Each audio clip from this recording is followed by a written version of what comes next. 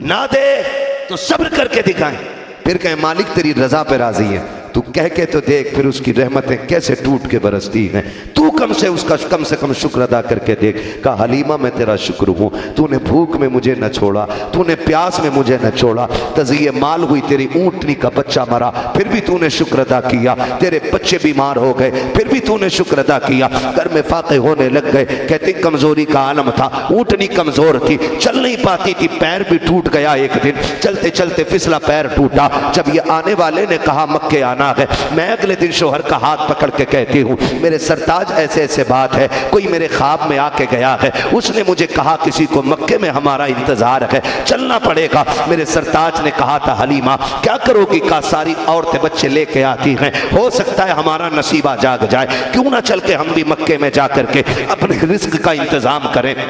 हजरत हलीमा ने इतना कहा तो हजरत हलीमा के शोहर कहते हैं हलीमा ठीक है जैसे तुम्हारी मर्जी। मियाँ बीवी एक सवारी पर बैठे, अल्लाह अकबर। अगले दिन जब घर से निकले हैं, आपकी सवारी कमजोर, काफिले के साथ आप जा रहे हैं, काफिले के साथ जा रहे हैं, सवारी कमजोर है आपकी। आप जब चलने लगे हैं, काफिले वाले रुक रुक के इंतजार कर रहे थे क्योंकि सवारी की रफ्तार धीमी थी। जब थक गए काफिले वालों ने कहा हलीमा अगर तेरे इंतजार में चलेंगे तो सुन पानी खत्म हो रहा है, सफर दुश्वार हो जाएगा, बता अगर तू इजाजत दे तो हम चले जाएं, तू आती रहना। अल्लाह अकबर। आज रोई है हलीमा सादिया, कहती है मालिक बता तो सही, क्या गरीबों के नसीबे भी गरीब हुआ करते हैं? क्या कमजोरों का मुकद्दर भी कमजोर होता है? एक तो सवारी कमजोर है, दूसरी गुर्बत का आलम है, तीसरे ये काफिले वाले हमसे पहले जाने की बात कर रहे हैं, ये पहले जाएंगे, अच्छे बच्चे इन्हें मिल जाएंगे।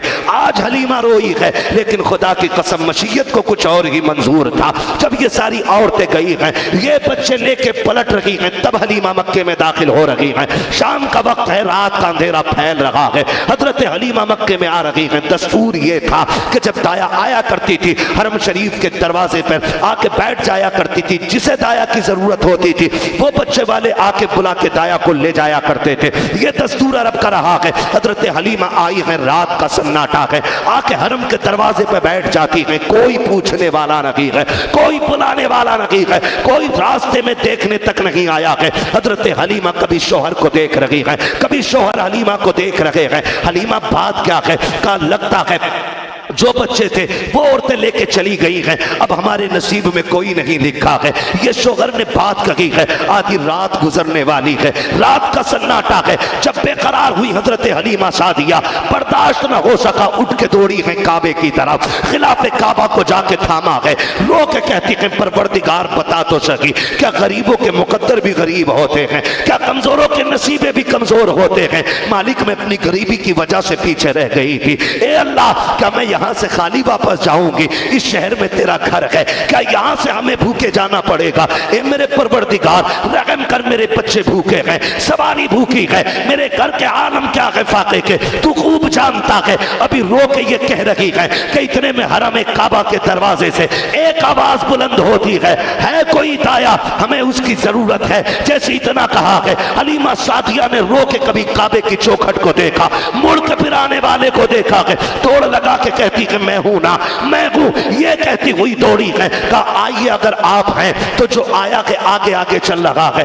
हलीमा सादिया कहती है अभी कोई तारुफ नहीं हुआ है, कोई बात नहीं हुई है, मैं पीछे पीछे चल रही थी, लेकिन कपड़ों का पहनावा बता रहा था, ये कोई सरदार आया है, उसका कद कह रहा था, बड़े खानदान की शख्सियत है। कम मैं सोचने लग गई आज मुकद्दर खुल गए हैं, किसी नवाब, किसी शहजादे, किसी बड़े बाप का बेटा मिलने वाला है, किसी बड़े बाप का बेटा मिलेगा। का ये सोच के मैं आगे चल रही हूँ, इतने में अचानक अब्दुल मुत्तलिब ने रुख पीछे किया। कहते हलीमा ये तो नहीं सोच रही हो कि अगर बच्चा बड़े बाप का होगा इसलिए बहुत कुछ मिल जाएगा, जैसी आपने लफ्ज़ हलीमा कहा है। हजरत हलीमा कहती मैं हैरत में पड़ जाती हूँ, मैं तो आज आई पहली मर्तबा हूँ, मेरे नाम का किसने इन्हें बता दिया है? कब मैं पीछे पीछे चल लगी थी। अब्दुल मुत्तलिब कहते हैं हलीमा सुनो, बच्चा यतीम है, कुछ उम्मीद ना रखिएगा। कहते जब इतना कहा मेरे हौसले टूटने लग गए। कहा फिर मैंने कहा देख तो लिया जाए बच्चा है कैसा। कहा दरवाजे तक आई हूं। मैंने दरवाजे पे दस्तक दी है, अंदर से नबी की अम्मी की आवाज आती है, हलीमा अंदर आ जाओ। दरवाजा खुला हुआ है। कहती मैं बाहर थी, हलीमा अंदर थी, मैं परेशान थी। जैसी अंदर गई हो हलीमा मुस्कुरा के कहती है बड़ी देर कर दी है। आमीना मुस्कुरा के कहती है बड़ी देर कर दी है हलीमा आने में। कहती जब उन्होंने इतना कहा मैंने कहा ये तो बताओ मेरा नाम तुम्हें किसने बताया है। मुस्कुरा के कहती है हलीमा तू हमारे दरवाजे बाद में आई है, खुदा ने तेरा पता हमें पहले बता दिया था। नारे तकबीर, नारे रिसालत, सारे नामों से किनारा कीजिए। या रसूल अल्लाह पुकारा कीजिए। चांद आज भी कहता है फिरता आसमान पर या नबी एक बार आप और उंगली का इशारा कीजिए। नारे तकबीर, नारे रिसालत, आमदे मुस्तफा, आमदे मुस्तफा, नारे तकबीर, नारे रिसालत। अल्लाहु अकबर। कहती तुम बाद में आई हो, तुम्हारा पता पहले बता दिया गया। कैसे? अब्दुल मुत्तलिब कहते हैं सुने, जब मैंने अपने पोते को देखा, शान वाला पोता, दायाओं को सबको जानते हैं हमने काबे का तवाफ कर रहा था। मैंने कहा मालिक पोता शान वाला दिया है, बता इसे गोद में किसकी डालना है। कहा काबे से आवाज़ आई थी अब्दुल मुत्तलिब जल्दी ना कर, हमने दाया का भी इंतखाब कर दिया है। मालिक बताना कौन होगी। कहा कबीले बनु साद की रहने वाली है, नाम हलीमा होगा।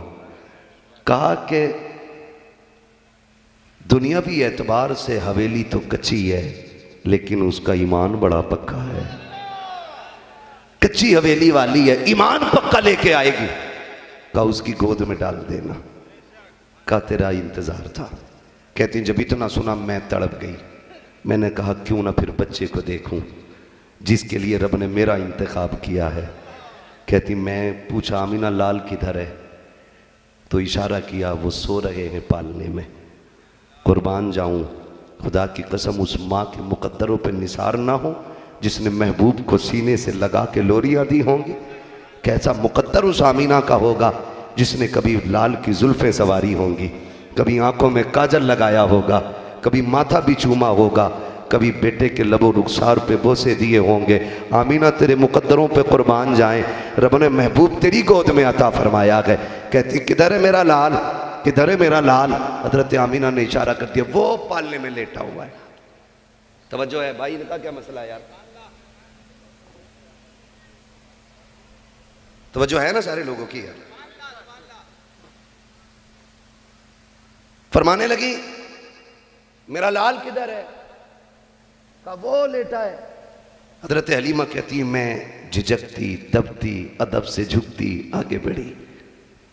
मैंने जब देखा महबूब लेटे हैं झूले में।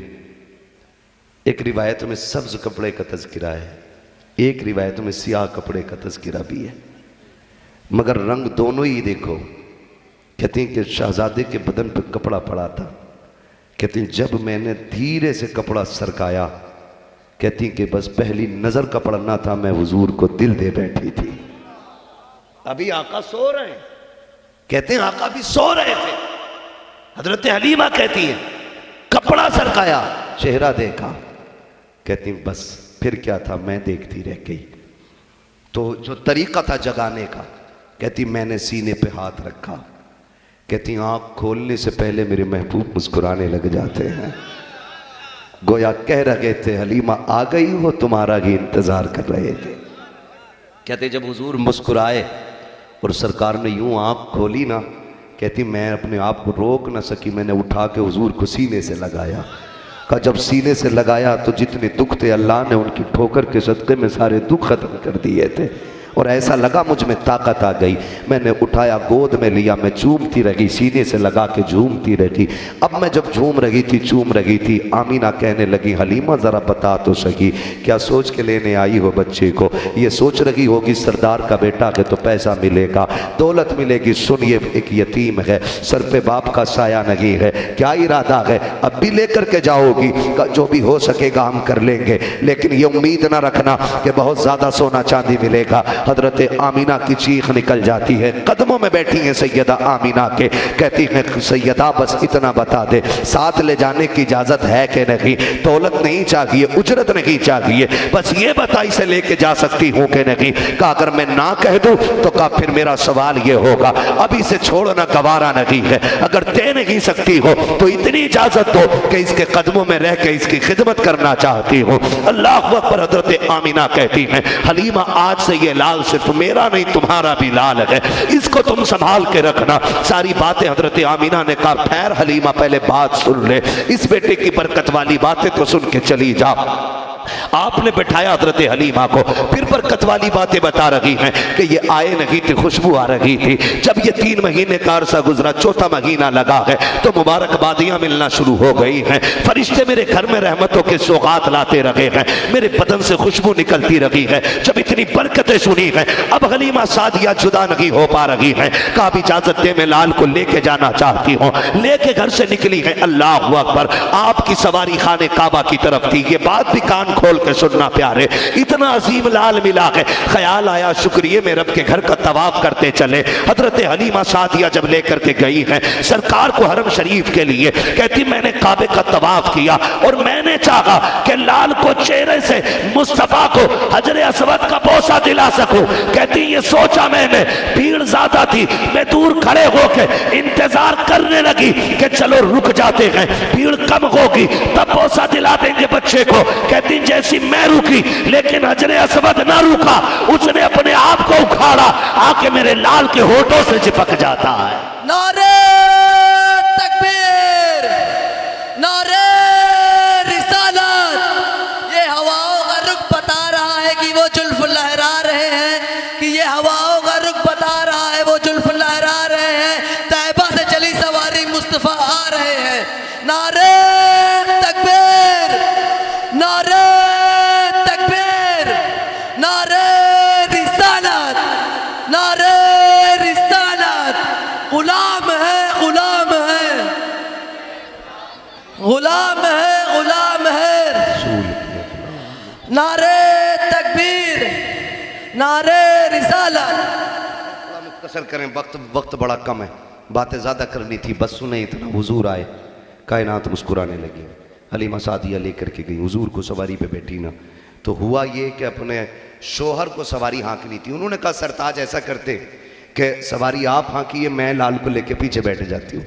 जब पीछे बैठी ना तो सवारी उठ नहीं गई। आपके जो शोहर थे हारिस, उन्होंने उसको मारना शुरू किया। अब्दुल मुत्तलिब पोते को रुखसत करने आए थे, उन्होंने कहा इसे क्यों मार रहे हो? कहा हुजूर ये मेरी ऊँटनी है, जब बैठ जाती तो उठती नहीं है।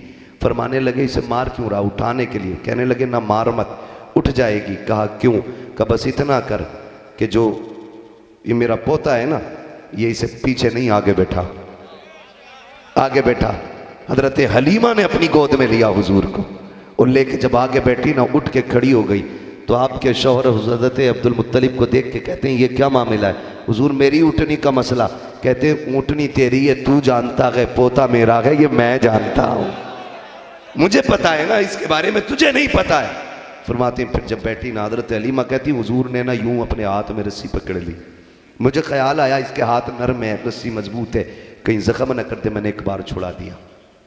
कहती हुजूर ने फिर पकड़ ली, मैंने फिर छुड़ाया। का जब तीसरी बार पकड़ी, मैंने छुड़ाने का इरादा किया। कहती नबुव्वत की ऐसी नजरें उठी कि मैं मारे खौफ के कांप गई। फिर मैं हाथ ना छुड़ा सकी। मैंने सोचा कोई राज होगा। कहती सवारी बीमार थी, पैर भी टूटा था। गोया कहती राज से पर्दा बाद में उठा जब वो चलने लगी। कहती जब चली तो हवाओं से ज्यादा तेज बातें कर रही थी। फिर मैं हुजूर को देख के मुस्कुराई, हुजूर मुझे देख के मुस्कुरा रहे थे। गोया ये आका कह रहे थे अम्मी सब्र तो कर, आज सफर तय नहीं करना है, किसी बीमार ऊँटनी को शिफा भी दे के जाना है। शिफा भी दे के जाना। मेरा इमाम कहता है जिनके तलबों का धोबन है आबे हयात है वो जाने मसीहा, है वो जाने मसीहा हमारा नबी। सफर भी लंबा है, बात भी लंबी है, बस यहीं रुक के कहता हूं हुजूर आए कायनात मुस्कुराई, हुजूर आए माओ को वकार मिला, हुजूर आए बेवाओं को वकार मिला, हुजूर आए बीवियों को इज्जत मिली, हुजूर आए बाप को हंसने का मौका मिला, हुजूर आए बीवी को इज्जतों की सौगात मिली, हुजूर आए बेटियों को जीने का मौका मिला है, बेटियों को जीने का मौका। बातें बहुत सारी हैं, मैं सिर्फ एक बात छेड़ूंगा आपसे, बर्दाश्त कर लें 10 से 15 मिनट कर लेंगे इंशाअल्लाह। मैं बड़े लंबे सफ़र तय करके आपके यहाँ तक पहुँचा हूँ, लगभग टोटल 2000 किलोमीटर से ज़्यादा लंबा सफ़र तय किया मैंने और आप तक आया हूँ। मेरी थकन अच्छे खाने से नहीं उतरती, अच्छे पीने से नहीं। जब लोग सुभान अल्लाह अच्छी बोलते हैं ना तो फिर थकन उतर जाया करती है। हमारा सबसे बड़ा टॉनिक अल्लाह का जिक्र है ना, तवज्जो है ना।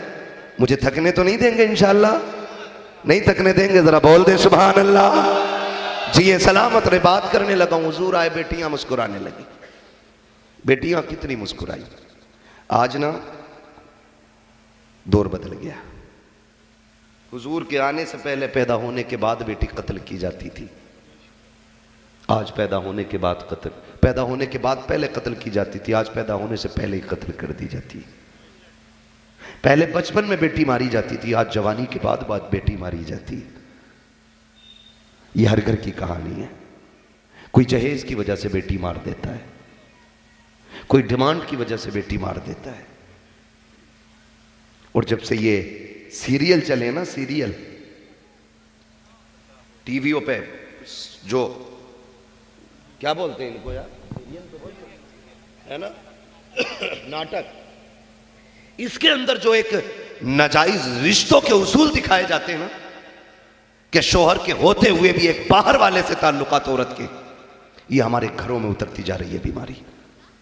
इस बीमारी ने कई बापों की बेटियों को मरने पे मजबूर कर दिया।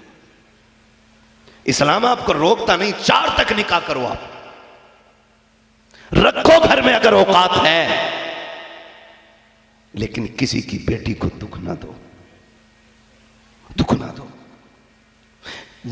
मार दी जाती हैं बेटियां, फिर कौन सा मुंह दिखाएंगे कयामत में अपने नबी को। आका कहेंगे मैंने तो कहा था बेटियां मारी नहीं, बेटियां बचाई जाएंगी, और तू एक बेटी का गला घोट के आया है। तो बताओ कौन हौज़े कौसर के जाम देगा? किससे उम्मीद है जन्नत के टिकट की? कोई बचाने वाला नहीं मिलेगा। खुदा की कसम वो तो दिन ही मुस्तफ़ा का होगा, दिन ही मुस्तफ़ा का होगा। अल्लामा हसन रजा ने कहा था, फ़कत इतना सबब है इनेकादे बज़्म महशर का, कि उनकी शान महबूबी दिखाई जाने वाली है, कि उनकी शान महबूबी दिखाई जाने वाली है। आज लोग पढ़ लिख के कुछ नहीं समझ पाए। बिलाल गुलाम था, समझ गया था। अम्मार बिन यासिर गुलाम थे, समझ गए थे। ये गुलामी के दौर में समझ गए, लोग पढ़ के नहीं समझ पाए हैं। उनका नजरिया ये था कि मोहम्मद से वफा तूने तो हम तेरे हैं, ये जगह चीज है क्या, लोगों कलम तेरे हैं। खुदा की कसम सुने जरा, सब कुछ हुजूर का है, सब कुछ हुजूर का है। आज भी बेटियां मारी जाती, ना मारो बेटियों को। और अगर मारते भी नहीं तो इतनी नाइंसाफी तो करते हैं ना, बेटे की पढ़ाई पर 10 लाख लगा लेता है, बेटी की पढ़ाई पर 10,000 लगाने बाप तैयार नहीं होता। बुरा मत मानिए, ये कड़वी सच्चाई बता रहा हूं। इल्ला माशाअल्लाह कुछ लोग हैं जो फिर बेटियों को भी बराबर पढ़ाते हैं, वरना हकीकत ये है, बेटा कहता 50 लाख की फीस है BOMS की, अब्बा कहता जमीन बेच के दे देंगे। बेटी कहती अब्बा मुझे बुखारी की जिल्द खरीदनी है, अब्बा कहता हिसाब नहीं है, घर बैठ जा, तुझे कौन सा जाके दीन फैलाना है, तुझे रोटी बनानी है घर में। क्यों? ये नाइंसाफी सिर्फ इसलिए करते हैं, हमारा नजरिया ये रहता है कि बेटी को पराए घर जाना है और बेटे को अपने घर रहना है। ये सितम ना करो, ये नाइंसाफी बेटियों के साथ ना करो। महबूब बैठे हैं, हुजूर के गुलाम बैठे, सामने आमने सामने बैठे, उनसे आबी का बेटा दौड़ करके आया, उन्होंने उठा के चूमा, गोद में बिठा लिया। हुजूर देख रहे हैं। थोड़ी देर गुजरी, बच्ची दौड़ के आ गई, उन्होंने बच्ची को गोद में नहीं बिठाया, सामने बिठाया। मेरे नबी ने फरमाया तूने नाइंसाफी की है। कहा हुजूर क्यों? कि तूने बेटे को चूमा है, बेटी को नहीं चूमा। फरमाया बेटे को गोद से उतार, बेटी को चूम के गोद में बैठा। मोहम्मद यही इंसाफ लेके आया है। आका करीम ने कितना ख्याल किया है। फरमाया बेटियां नाजुक दिल होती हैं, इनका बहुत ख्याल करना है। कितना ख्याल करते हैं? कितना ख्याल करते? 8 दिन परदेश रहते हो, 1 महीना परदेश रहते हो, 6 महीने आप मुंबई गुजरात रहते हो, विदेश से आते हो, बेटा फोन करके कहता अब्बा बाद में आना, पसंद की गाड़ी लेके आना, मेरे पसंद की मिठाई लेके आना।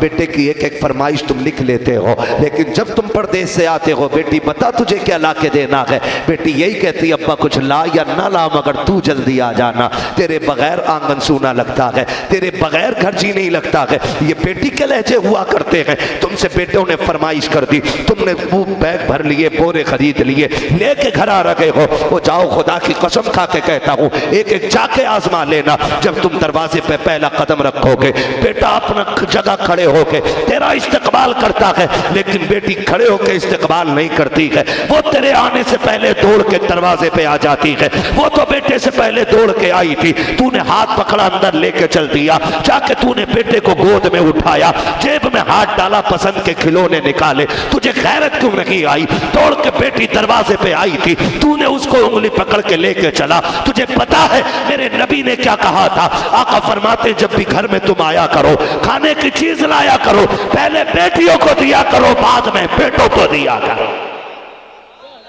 तुमने ना इंसाफी की बेटियों के साथ, खिलौने बेटे के, चीजें बेटी की, सब कुछ बेटी की, और कम से कम जालिम उसे गोद का हक तो दे देता, उसे सीने से लगा के प्यार तो कर लेता। जो तेरी राहें तकती रही है, उसे सीने से उठा के ये तो कह देता हाँ मुझे भी तुझसे मिलने का इंतजार था। तू उससे ये तो कह देता बेटी तेरे बगैर मेरा भी जी नहीं लग रहा था, कम से कम इतना तो कर लिया करो। तुम घर में आते हो, बच्चों को गोद में उठाते हो, बच्चियों को दाएं बाएं कर देते हो। मैं तुम्हें कहानी बताता हूँ, सिर्फ बेटों को इसलिए प्यार करते हो, ये तुम्हारे बुढ़ापे का सहारा बनेंगे, ये तुम्हारे बुढ़ापे की लाठी है। तो कान खोल के मेरी बात सुन ले प्यारे, अगर बेटे बुढ़ापे का सहारा होते हैं तो बेटियां आखिरत का सहारा होती है। अगर बेटे बुढ़ापों में काम आते हैं तो बेटियां आखिरत में काम आती हैं। सुन, अगर बेटे दुनिया के टुकड़े देते हैं तो बेटियां जन्नत के महलात दिलाया करती हैं।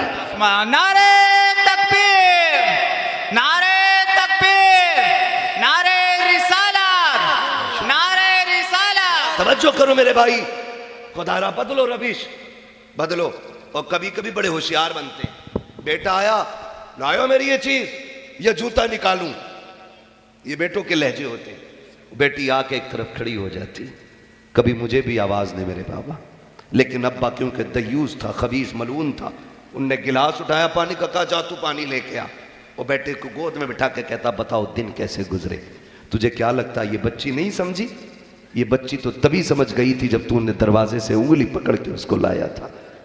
बच्चियां हसास होती हैं, खुदा की कसम हसास होती हैं। ये बेटों से ज्यादा होशियार भी होती है और हसास भी और समझदार भी होती है। हर किसी को रब बेटी नहीं देता है, हर किसी को नहीं। अल्लाह नसीब वालों को बेटियां अता फरमाता है, नसीब वालों को अल्लाह बेटियां देता है। बेटा आता है, कोई पैगाम नहीं, कोई मुस्ता नहीं, लेकिन जब बेटी आती है रब कहता जा अपने बाप से जाके कह अकेली नहीं आई हूं, रब का सलाम भी लेके आई हूं, साथ पैगाम भी लाई हूं, तुझे दुख नहीं करना है, मैं आ गई हूं। अब हाथ चलाना तेरा काम है, रोजी की दुआ करना मेरा काम है, रिज्क के फैसले कर देना ये मेरे खुदा का काम है। तो बेटियां कभी खाली नहीं आती हैं, खाली नहीं आती हैं, रब का सलाम भी लाती हैं, रोजी का इंतजाम भी लाती हैं। नाइंसाफी नहीं करना, नाइंसाफी नहीं करना। बेटियों को भी पढ़ाइए, पढ़ाइए बेटियों को भी। हमारे हाफिज और कारी सरताज साहब अल्हम्दुलिल्लाह बड़े नसीब वाले हो, आपके इदारे में बेटी इलाके में बेटियों का इदारा कायम किया है। मैं मुबारकबाद पेश करता हूं आपको, आपने वो काम कर दिया है कि आपके इदारे की गोद से राबिया बशरिया पैदा होगी और उसकी गोद से सलाहुद्दीन अय्यूबी पैदा होगा। इसलिए कि जमीन अच्छी होती है तो फसल अच्छी होती है, मां अच्छी होती है तो नस्ल अच्छी होती है। हाँ, वो काम हो गया आपके इलाके में, एक अजीम इदारा। ये वो कुआं लग गया है कि अब जब तक ये सुबह कयामत तक ये कुआं पानी से भरा रहेगा, हजारों की प्यास बुझाता रहेगा, बुझाता रहेगा। और मैं इनके जज्बात को सलाम कर रहा हूं, जज्बात को सलाम कर रहा हूं। दूसरे के मकान में इदारा चला रहा है, जमीन खरीदने की हिम्मत की है। किसके लिए? बेटियों के लिए। किसके लिए? बेटियों के लिए। और अल्लाह करे ये इदारा आने वाले दौर का बहुत बड़ा दारुल उलूम बने और सैकड़ों नहीं हजारों बच्चियां यहां से मुस्तफा के दीन की दौलत सीने में लेके उठे। आज ना मिजाज है, मिजाज बना हुआ, पढ़ाओ या मत पढ़ाओ, गाड़ी में जब बेटी का निकाह होगा सबसे आगे कुरान होना चाहिए, है? यही है ना मिजाज। दुल्हन बैठने जाती है, पीछे से आवाज आती, रुको। क्यों? कुरान रह गया। साया करो बेटी के सर पे। अब कुरान बेटी के सर पे यूं लाया जा रहा है। कुरान कहता जालिमो, मैं तुम्हें अब दिखाई दिया? 3 दिन से डीजे चल रहा था, तुम्हें मेरी याद नहीं आ रही थी? 3 दिन से इस घर में ढोलक जैसी लानत बरस रही थी, तब तुम्हें मेरा ख्याल नहीं था? अब बेटी जाने लगी तो मैं याद आ गया। है कोई जवाब कुरान के लिए? अम्मा कहती सबसे आगे कुरान रखो। बगैरत माँ, जब ये बेटी का दिन रखा गया था तब कुरान कहाँ था? जब मेहंदी हो रही थी तब कुरान कहाँ था? जब हल्दी के तमाशे हो रहे थे तब कुरान कहाँ था? जब ढोलक बजा के बेटी की इज्जत का जनाजा निकाला जा रहा था तब कुरान कहाँ था? जब बहन की रुखसती पे भाई डीजे के आगे थिरक रहा था तब कुरान कहाँ था? जब बाप बेगैरती के साथ डांस देख रहा था तब कुरान कहाँ था? हमने सिर्फ गाड़ियों में कुरान रखा और नतीजा ये मिलता है कि जब जहेज उतारा जाता है, सास पूछती है इसमें क्या है? काफिर फ्रिज है मेरे कमरे में रख दो। इसमें क्या? वॉशिंग मशीन है का मेरे वॉशरूम में रख दो। इसमें क्या है? का संदूक है मेरी अलमारी के सामने रख दो। जब बारी कुरान की आती है, सास चेहरा बिगाड़ के कहती है इसकी क्या जरूरत थी? घर में पहले से 5 कुरान मौजूद हैं, कोई पढ़ने वाला नहीं है, जाओ इसे ले जाके मस्जिद में रख दो ताकि कोई पढ़ता रखे। मैं कहता हूं अगर टीवी फ्रिज के लिए घर में जगह हो और कुरान के लिए जगह ना हो तो फिर इंतजार की जरूरत नहीं है। समझ लो कयामत दरवाजे पे आ गई है। मैं इसलिए ये बात कहता हूं, काश तुमने जहेज में कुरान देने की बजाय बेटियों को कुरान पढ़ाया होता। आज कुरान की जगह सिर्फ मस्जिद में नहीं बल्कि बेटी के सीने के साथ साथ बेटी के कमरे में भी नजर आ जाती। इसलिए जरूरी है जहेज में कुरान देने के साथ साथ बेटी के सीने में भी कुरान उतारो, सीने में भी कुरान उतारो ताकि फजर हो और इसका मुसल्ला बीचे। ये 2 रकात सुन्नत की अदा करे, फिर 2 रकात रब के फर्ज अदा करे, फिर बाप का पढ़ाया हुआ कुरान लेके बैठे और फिर उसकी चंद आयतें पढ़े और मुकम्मल करके अपनी तिलावत को हाथ उठा के कहे मालिक सबसे पहले इसकी बरकत उस बाप को दे जिसने मुझे कुरान पढ़ाया था, फिर उस उस्ताद को दे जिसने मुझे ये दीन सिखाया था। मालिक फिर इसकी बरकतें इस घर में दे जिस घर में मैं कुरान झोली में लेके आई हूँ। खुदा की कसम फिर देखना किसी पीर फकीर की जरूरत नहीं पड़ेगी, कुरान की तिलावत से बरकतें तेरे घर में आनी शुरू हो जाएगी। है ना? हालात हमारी कौम के अल्लाह माफ करे। दीन हमारी कौम सीखना नहीं चाहती और तलाक की शिकायतें करती घूमती है। दीन सिखाओ बेटियों को। जब दीन बेटी सीखी होगी ना तो फिर किरदार फातिमा जहरा वाला होगा। दीन सीखी होगी और सीखी नहीं दीन, पढ़ी नहीं है। मैं तालीम का मुखालिफ नहीं हूं।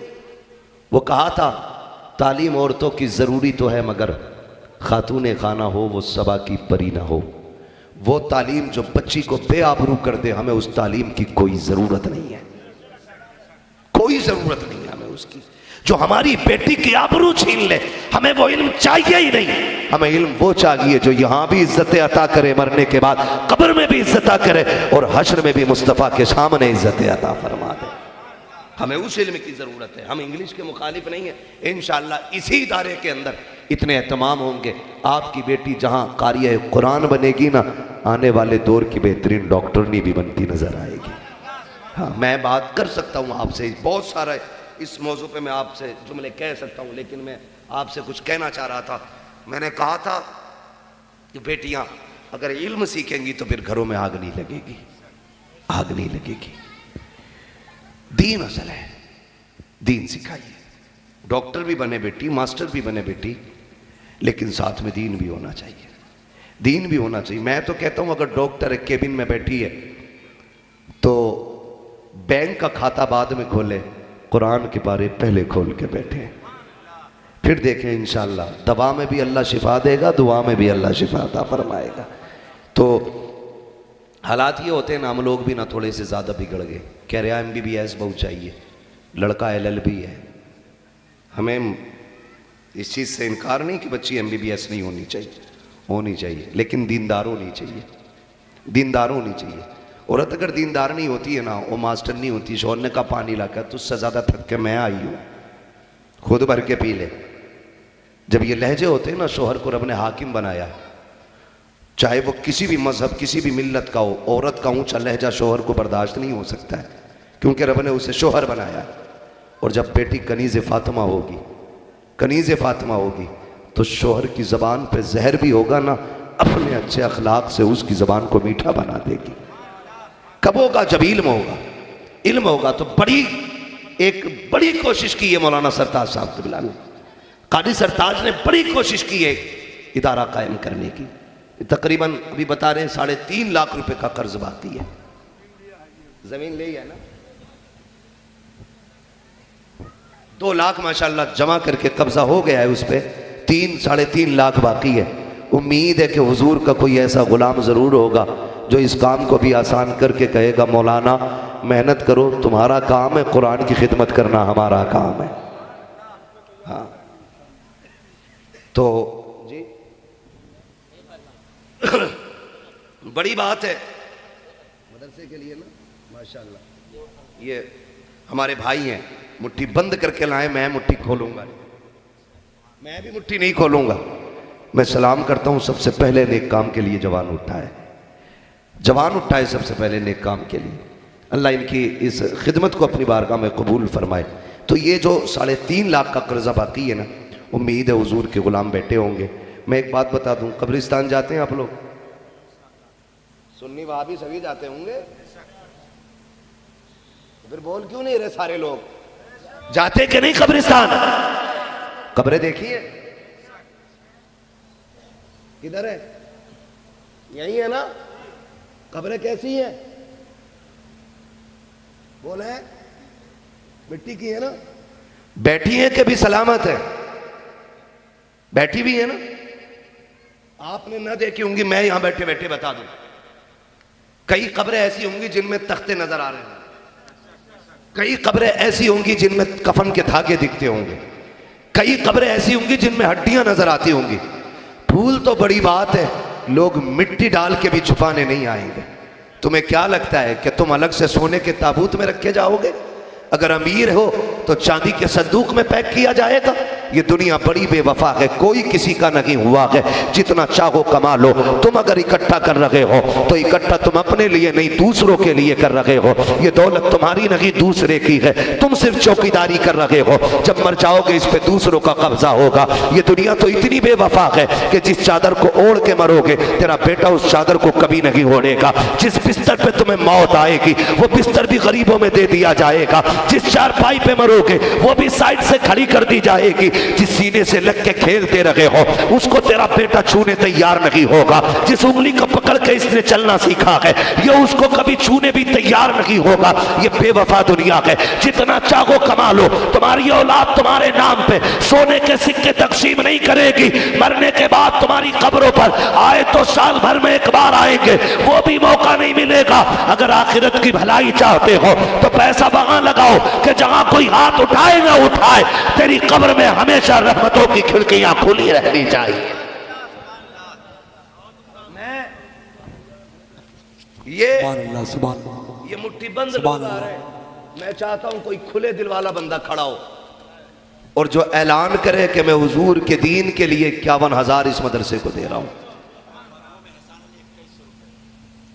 मैं तो 5100 की उम्मीद लगाए बैठा था। क्या नाम है? एहसान अली मरहूम की जानिब से माशाल्लाह 2100 रुपये पेश किए गए हैं। कौन है वो आपके वाले? माशाल्लाह कब्र में ना फरिश्ते कहेंगे जाके मुबारक हो, ऐसा बेटा छोड़ के आया है कि जिसने तेरे कब्र के उजाले का इंतजाम कर दिया है। हाँ, हमारे क्या नाम है, मरहूम एहसान अली की जानिब से 2100 रुपये मेरे नौजवान भाई ने ऐलान किए। अल्लाह इनकी उम्र में बरकत अता फरमाए। मैंने 51,000 मांगे थे। है कोई ऐसा अमीर जो दीन के लिए अमीर हो, खाली दुनिया के लिए ना हो? क्या कहिए, वाह वाह, बहुत खूब, 51,000 वाला। सुभान अल्लाह सुभान अल्लाह। मैं ये वो बात कर रहा हूं कि जो इंशाल्लाह ये जमीन की रजिस्ट्री नहीं, जन्नत का महल तैयार होना है इसमें। वाह वाह वाह, क्या कहिए, बहुत खूब, सुभान अल्लाह सुभान अल्लाह। कोई अल्लाह का बंदा भाई उठे जरा, हो गया। दीन का काम है, ये आपकी बेटियों के लिए, हमारी होने वाली नस्लों के लिए। हमारी बच्चियां कई तरह के फितनों से बच जाएंगी, कुफ्र से बचेंगी, इर्तिदाद से बचेंगी, दीन सीखेंगे, कनीज़े फातिमा ज़हरा बनेंगी और हम सब के लिए जन्नत में ले जाने का सबब भी बनेंगे। सुभान अल्लाह, सबब भी बनेंगी।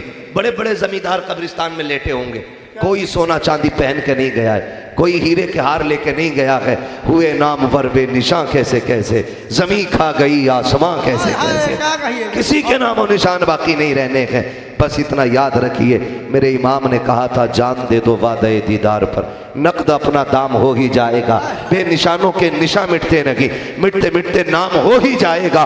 ऐ रजा हर काम का एक वक्त है, दिल को भी आराम हो ही जाएगा। सुभान अल्लाह सुभान अल्लाह। बनना चाहिए ना, नहीं बनना चाहिए मदरसा? क्या इरादा है भाई? मैं जानता हूं आप जेब में यहां लेके नहीं आए हो, तो बाद में इंशाल्लाह देंगे ना, बाद में तो दे सकते हैं ना इंशाल्लाह। मेरे भाई ने, एक बंदे ने हाथ उठाया है, उम्मीद करता हूं सारे इस तरह का साथ देंगे मदरसे के लिए। उठाएंगे इंशाल्लाह, साथ देंगे इदारे का, वादा करें इंशाल्लाह। जो हाथ नहीं उठा रहे इनका मुंह देख लो, मेरी ज़कात इन्हीं में बांटना। हमारा इस्लाम 2 उसूल सिखाता है, क्या कहिए, या ज़कात लो या ज़कात दो। बिल्कुल सही। जिनमें लेने की ताकत है वो लें, और जिनमें देने की ताकत है वो दें। किन में देने की ताकत है, हाथ उठा के बताएं जरा। माशाल्लाह सारे ही देने की हिम्मत रखते। हाँ, तो देखो भाई, ज़कात अपनी देखभाल के लोगों को दे दिया करो। इतने गरीब आपके इलाके में, अगर ना दोगे तो कल ये रोड पे आके मांगते हैं, फिर मुसलमान बदनाम होता है। इसलिए ज़कात दिया करो लोगों में।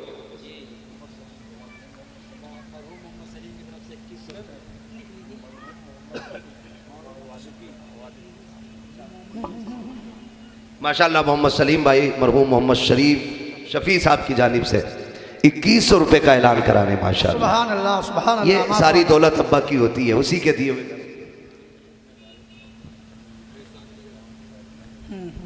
देने का वादा किया है, खुदा की कसम, भरे समंदर सूखते नहीं, देने वाले कभी चूकते नहीं हैं। हाँ, अल्लाह सलामत रखे। बोली खाली तो नहीं गई, कम से कम लाज तो रह गई। हमने दीन के लिए 51,000 मांगे थे, अबू बकर सिद्दीक जहां खड़े हो उन्हीं की गुलामों में मालिक ने भी खड़ा करे जो उठ के आए हैं। हाँ, ताकि क़यामत में तज़किरा हो। दीन के लिए अबू बकर कहे मैंने पूरा दिया था, उमर कहे मैंने आधा दिया था, सहाबा कहे हमने मुट्ठी भर दिया था, हम भी कह सके या रसूल अल्लाह हमने चुटकी भर दीन के लिए कुर्बान किया था। है ना? अल्लाह सलामत रखे। है कोई और नौजवान जो उठे और दीन के लिए अपना कोई हिस्सा रखे मदरसे में? कोई किसी के काम नहीं आना है, पैसे रखे रह जाने, दौलत किसी की नहीं आनी। 40वें में भी ना मुट्ठी बंद करके चने बांटते हैं लोग। तेरी बिरयानी मौज खा खा के उड़ा के खाते, मरोगे ना बिरयानी ऐसे खाएंगे, तेल मस्त है भाई, बोटी डट के डाली, खबर में क्या हो रहा है अब पता किसी को नहीं। कड़वा सच बताऊं, 2 रातें आती है, शबे कद्र और एक शबे कितने डर के बोलने, खुल के बोलने यार। शबे कद्र और शबे बरात, शबे कद्र और शबे बरात। हम सुन्नियों का उसूल क्या है? हम सुन्नियों का उसूल है, शबे बरात आ गई ना, गाड़ी में टंकी फुल कराएंगे तेल की, चाबी लगाएंगे। क्या रत जगह है? रत जगह का मतलब ये चक्कर लगा, खुरपा लेके घास छीली, सफाई करी, अगरबत्तियां लगाई, मोमबत्तियां लगाई, लाइटें लगाई, और फिर दूर खड़े होकर देख रहा है अब्बा कब्र कितनी अच्छी लग रही, इससे ज्यादा नहीं करता। सुन रहे मेरी बात? यही होता कि नहीं? कई चूना फेरने जाते हैं, जिसने ना देखा हो मेरे साथ चल मैं दिखाऊं। चूना फेरने जाते हैं, कब्रिस्तान में लाइटिंग, लोग आएंगे जाएंगे अगरबत्ती लगाएंगे, अगरबत्ती लगा के चले जाते हो, कब्रों के ऊपर की सफाई करते हो। मुझे बताओ क्या फायदा मिला कब्र वाले को? तुमने अगरबत्ती मोमबत्ती लगाई है, उसका नतीजा कब्र वाले को क्या मिला है? उजाला तो सिर्फ ऊपर हुआ, मोमबत्ती का उजाला कब्र में नहीं जाता है, लाइट का उजाला कब्र में नहीं जाता है। जब तुम 10,000 की लाइटिंग कब्रिस्तान में करके पलट के आते हो, तुम्हारा बाप तड़प के कहता है ओ जागिल, क्या कि अच्छा होता मैंने तुझे कुरान पढ़ाया होता, मैंने तुझे दीन सिखाया होता, अनपढ़ रह गया तूने कब्र के ऊपर उजाले का इंतजाम किया, काश अंदर के उजाले का इंतजाम कर देता। आप कहेंगे मौलवी अंदर का उजाला कैसे होता है? सुनो, जब ये लाइट लगती है तो ऊपर उजाला होता है, जब कुरान पढ़ के सुनाया जाता है तो कब्र के अंदर उजाला हो जाता है। सुभान अल्लाह, माशाअल्लाह, बहुत खूब। जिन्हें